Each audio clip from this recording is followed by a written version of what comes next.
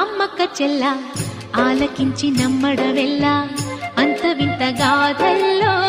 ఆనందలాల